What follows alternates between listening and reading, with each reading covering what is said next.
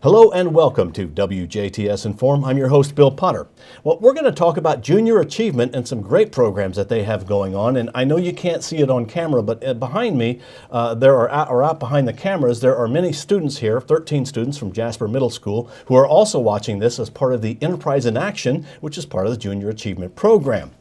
Joining me in the studio, we have Ruth Wilson, and Ruth is the program coordinator for junior achievement for Dubois County. Did I get that right? Yes, that is good correct. Deal. Okay. Thank you, Bill. And we also have with us Jason Kelley. Now, Jason is with Service, and he is actually here because he's a board member and the chairman of the a special event coming up at the beginning of May. Correct. Okay, and we're going to talk about that.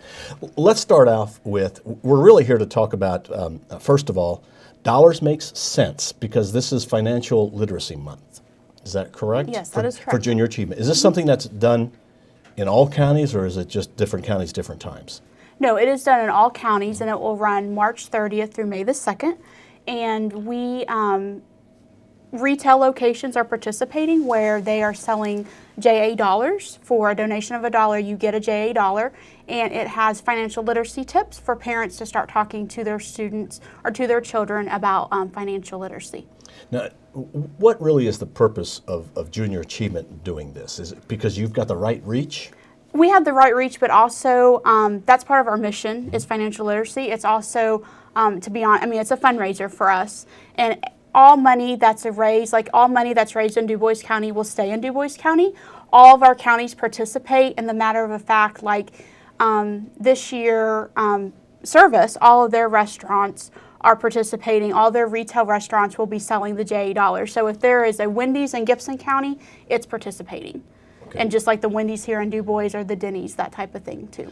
I guess really then this has two functions. One is to raise funds for junior achievement, to do the good work that you do, and the other is to teach financial literacy. Yes, yes. What is being taught? The raising money part I understand. You've got to have money to do things. But what's being taught is financial literacy. What's being taught is for kids to start learning how to save money, how to spend money wisely. Even at a young age, in some of our programs, we talk about budgeting with the students. How you have to work to earn money, just very elementary, simple facts that students may or may not be learning at school or at home.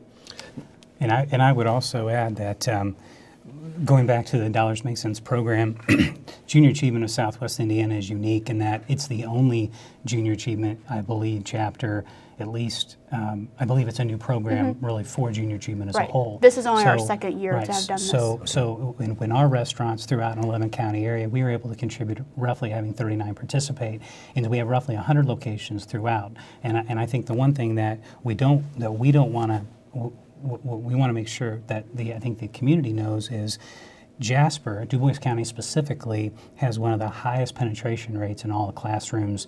We have over a 50% penetration rate with junior achievement programs from kindergarten through 12th grade. So it's a very well-established program throughout Dubois County, and one of the reasons we're doing this is to continue to raise money in order to continue to grow that, because even though we're, fifth in the nation, I think, in total penetration, we want to be number one. Wow. So, well, really, junior achievement, this is a time of year because of Dollars Make Sense and because of Enterprise in Action Day, things like that. This is the time that I think people go, okay, I'm finding out about junior achievement, I know what junior achievement is. It's not just April, though. Junior achievement goes the whole school year. Yes. We have programs in both fall and spring semester. And like Jason said, 50% of the student population in Dubois County is receiving JA in their classroom. Some of those children and students may be receiving it, in the fall, one grade, and then the next year they're getting it again in the fall in the next grade. So they're, some schools, they're getting it all 6, 7 grades in one school. So yeah, it is all year for the school year. What are some of the programs that JA is running in the school? This Dollars Make Sense, is that for a certain age group? No, it is. The Dollars Make Sense is just the name of the fundraiser that we're having. So like 8th graders here, they have a program called Exploring Economics that's in their classroom. It's classroom based. and it's taught by a volunteer in their classroom. A volunteer would visit 7 times to their classroom and basically teach things about economics, how that affects their daily lives. The 7th grade program, which also happens at Southridge Middle School, is called Economics for Success, and that's basically talking to students about our work readiness piece. So application versus resume, proper interview procedures. The elementary grades are pretty much, again, kind of basic elementary principles about working, what your community looks like, what your city looks like. So just some basic principles about entrepreneurship and financial literacy.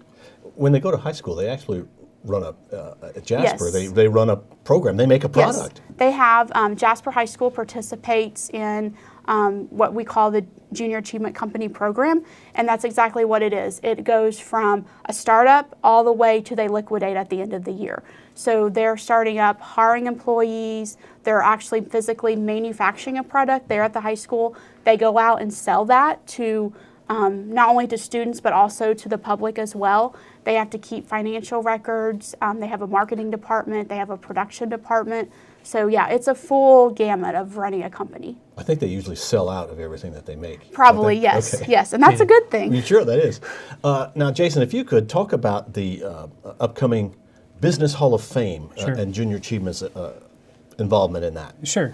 This will be the inaugural year for the Dubois County Business Hall of Fame. It'll be May the 7th at the Huntingburg Event Center, 7:30 in the morning to 9 o'clock. It's a breakfast event. We will be honoring both an active laureate, a business leader in the community today, and also a past laureate. In this case, it'll be Arnold Habig of Kimball, the founder of Kimball International. The active laureate will be Bob Ruckriegel, the chairman, founder of Service.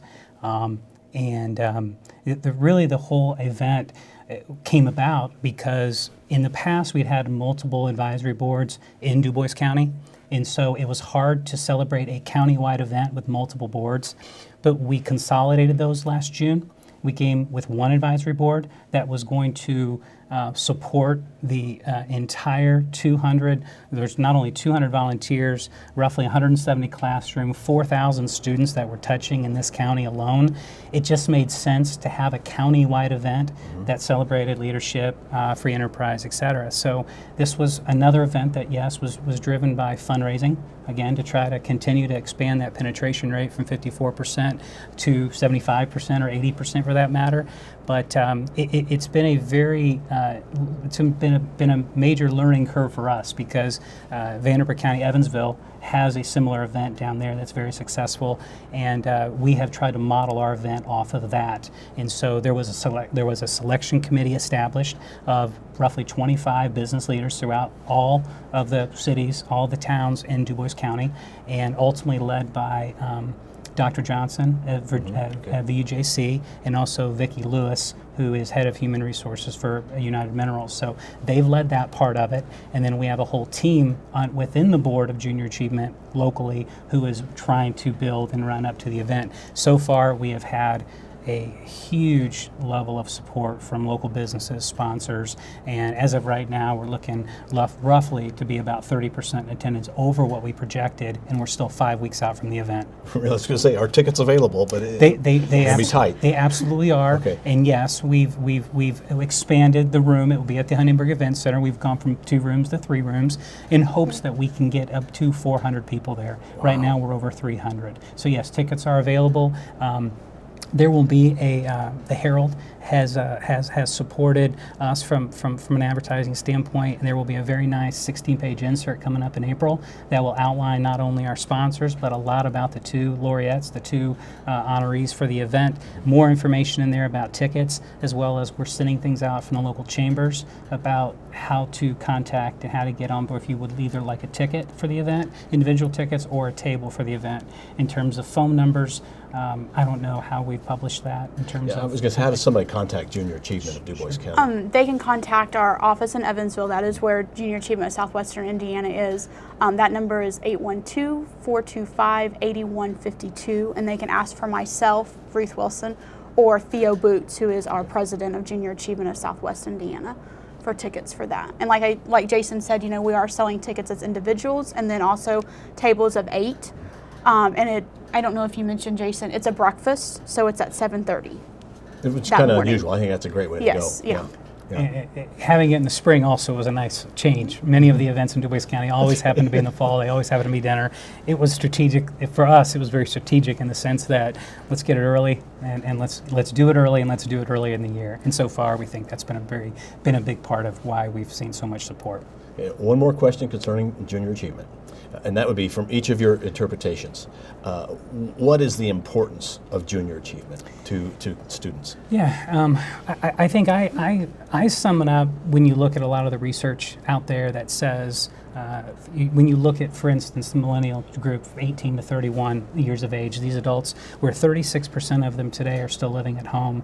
And when you ask those reasons as to why, these questions are about kind of lack of a confidence in terms of their budgeting, financial stability. We want to make sure that that's not an issue 10 years from now and 15 years from now and 20 years from now. When you look at the fact that 84% of kids cite that they're looking to get their financial literacy and basic financial health from their parents, and yet 40% of those parents say that it's a policy that they don't talk about money with their kids. So, we want to be there to fill that void.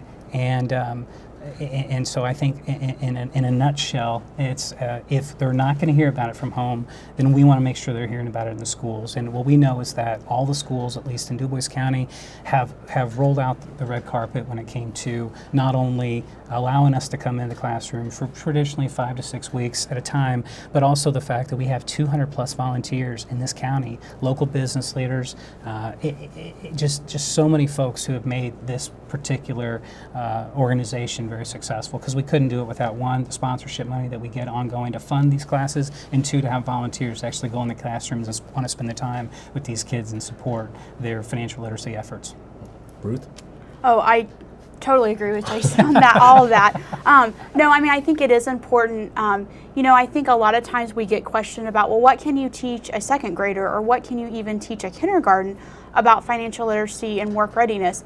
And I don't know if it's so much teaching them those actual terms as much as it is, laying that groundwork for knowing, in your community, sales tax, for instance. It's such a simple concept, but they don't know when they go to the store and they buy something for $2, it says on the shelf, and they get to the counter, it's $2.10. What happens to that 10 cents? So, it's relatively just laying that groundwork to knowing, hey, my taxes go to build the roads that I live on, or, to build the sidewalk, to remove the snow, that type of thing. So I think it's just, especially in elementary, it's laying that groundwork for them to know, what's going on in their community, in their city when it comes to economics, financial literacy, work readiness, that type of thing. And just to echo what Jason said, I mean, the 18 to 24 age group, I think, like you said, they're still living at home because no one took the time to teach them about financial literacy. Like when they do go to college or they move out, mom and dad's not going to be there to pay those bills typically.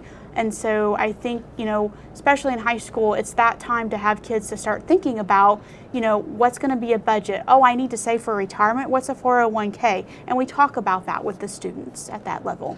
Well, thanks to both of you for coming in. Oh, you're very and welcome. I hope that our audience has learned something about junior achievement. If you'd like to volunteer, you'd like to make a contribution or help in some other way, contact Junior Achievement of Southwest Indiana. Mm-hmm. All right. We have had as our guest Ruth Wilson and also Jason Kelley. And we thank you for watching WJTS in.form. We're local people watching local people.